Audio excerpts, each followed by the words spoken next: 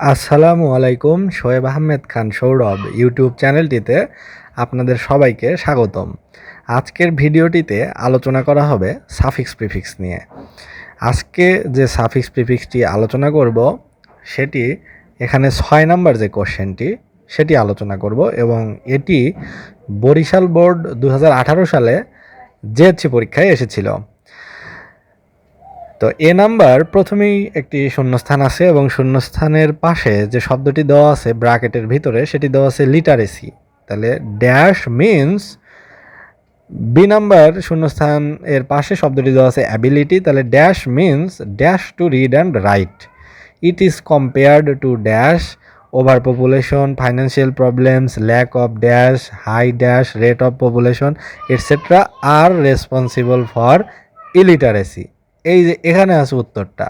প্রথমেই আগে প্যাসেজটা একটু পড়ে নিতে হবে, অর্থাৎ প্রথম থেকেই কয়েক লাইন পড়ে নিতে হবে ওর থিমটা বোঝার জন্য, যেটা কি পজিটিভ কোনো মিনিং বলছে নাকি এর নেগেটিভ কোনো মিনিং বা কোন বিষয়ে বলছে। এই যে এখানে বলছে যে ইত্যাদি হলো ইলিটারেসির জন্য দায়ী, এই বিষয়গুলো ইলিটারেসির জন্য দায়ী। তাহলে ওই যে ইলিটারেসি যে দেওয়া আছে, তাহলে এই প্যাসেজটি এই টেক্সটটি কথা বলছে ইলিটারেসি নিয়ে। তাহলে এ নাম্বার শূন্যস্থানে বসবে হলো ইলিটারেসি মিনস, অর্থাৎ নিরক্ষরতা হলো, নিরক্ষরতা বলতে বোঝায় ইনঅ্যাবিলিটি টু রিড অ্যান্ড রাইট, অর্থাৎ পড়া এবং লেখার অযোগ্যতা। পড়া এবং লেখার অযোগ্যতাকেই বলা হয় ইলিটারেসি বা নিরক্ষরতা। It is compared to darkness, এটিকে তুলনা করা হতে পারে, তুলনা করা হয় অন্ধকারের সাথে। এখানে হবে ডার্কনেস।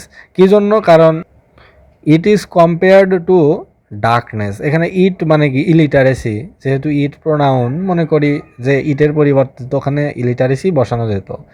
তাহলে একটি বিষয়কে যখন তুলনা করবো আরেকটির সাথে, ওই বিষয়টি যেমন ওই তুলনাযোগ্য বিষয়টিও তো তেমন। তাহলে ইট মানে illiteracy is compare to darkness, অর্থাৎ অজ্ঞতাকে তুলনা করা হয় অন্ধকারের সাথে। ইলিটারেসিও নাউন, ওই পাশে ডার্ক যে অ্যাডজেক্টিভ আছে ওইটাকেও নাউন করতে হবে, ওইটাও করতে হবে ডার্কনেস।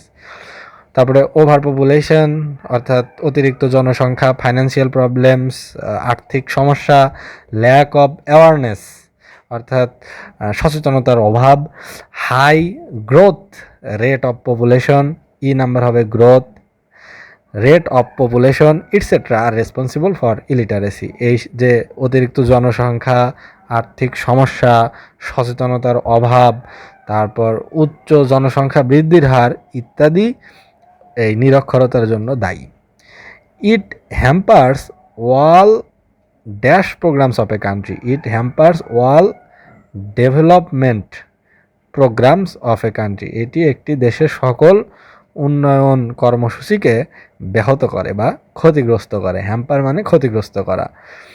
দো the government has taken many steps, মানে যদিও সরকার অনেক পদক্ষেপই নিয়েছে, two remove illiteracy from society, সমাজ থেকে নিরক্ষরতা দূরীকরণের জন্য যদিও সরকার অনেক পদক্ষেপই নিয়েছে, still the measures are dash, এখানে আছে অ্যাডিকুয়েট, এইটা হবে still the measures are inadequate, তবুও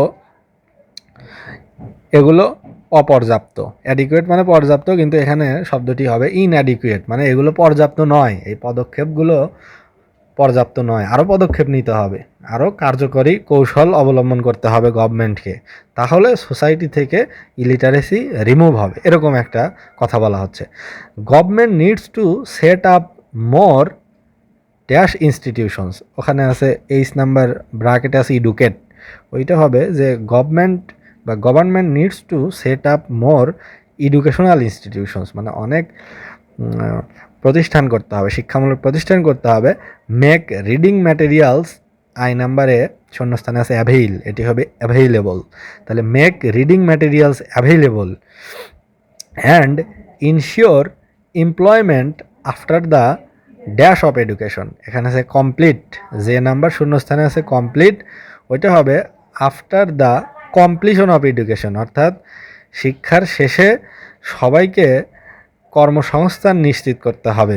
তাহলে কি বলতেছে যে government needs to set up more educational institutions, আরও প্রতিষ্ঠান করতে হবে, এবং মেক রিডিং ম্যাটেরিয়ালস অ্যাভেইলেবল এবং এই শিক্ষা উপকরণগুলোকে যাতে সহজেই পাওয়া যায় অ্যাভেইলেবল করতে হবে, সরবরাহ বাড়াতে হবে। অ্যান্ড ইনশিওর এমপ্লয়মেন্ট এবং নিশ্চিত করতে হবে কর্মসংস্থান after the completion of education, অর্থাৎ শিক্ষার শেষেই, শিক্ষা জীবন শেষ করার পরপরই যাতে একজন কর্মসংস্থানের সুযোগ পায় সেটিও সরকারকে নিশ্চিত করতে হবে। তাহলেই ইলিটারেসি সমস্যার সমাধান করা হয়তো সম্ভব। শুধুমাত্র কিছু বিষয়কে ট্যাকল দিলেই হবে না, এগুলোও দেখতে হবে, এরকম বলা হচ্ছে এই টেক্সটটিতে। তাহলে এই প্রশ্নটি 6 নম্বর যে প্রশ্নটি, এটি আমরা আরেকবার শুরু থেকে দেখি যে শূন্যস্থানগুলোতে কি বসলো। তাহলে এ নাম্বারে বসবে হলো ইলিটারেসি। তাহলে ইলিটারেসি মিনস, বি নাম্বার হবে ইনঅ্যাবিলিটি টু রিড, তার মানে হচ্ছে পড়ার অযোগ্যতা। যেহেতু লিটারেসি শব্দটিকে আমরা ইলিটারেসি নেগেটিভ শব্দ বানালাম, তাহলে ওইটাও তো আর অ্যাবিলিটি থাকবে না, ওইটা হবে হলো ইনঅ্যাবিলিটি। তারপর it is compared to, C number হবে ডার্কনেস। আর over population, financial problems, lack of, D number হবে awareness, lack of awareness, high growth rate of population, E number হবে গ্রোথ, আর responsible for illiteracy. It hampers all development programmes, এখানে F number হবে হলো development. আর G number হবে still the measures are inadequate, মানে though the government has taken many steps to remove illiteracy from society, still the measures are inadequate, অর্থাৎ এখনও পর্যাপ্ত নয়। Governments needs to set up more, H number হবে educational institutions, আরও educational institutions গভর্নমেন্টকে তৈরি করা উচিত, স্থাপন করা উচিত। মেক রিডিং ম্যাটেরিয়ালস অ্যাভেলেবল, এবং শিক্ষা উপকরণগুলো আরও সহজলভ্য করতে হবে। And insure employment after the completion of education, অর্থাৎ শিক্ষা জীবনের শেষে, শিক্ষার শেষে সবাইকে কর্মসংস্থানের সুযোগ করে দিতে হবে, গভর্নমেন্টকে এইসব পদক্ষেপ নিতে হবে। তাহলে ইলিটারেসি হয়তো নির্মূল করা সম্ভব। তো এই ছিল জেএসসি পরীক্ষায় বরিশাল বোর্ড 2018 সালে আসা সাফিক্স প্রিফিক্স এই অংশটির সমাধান।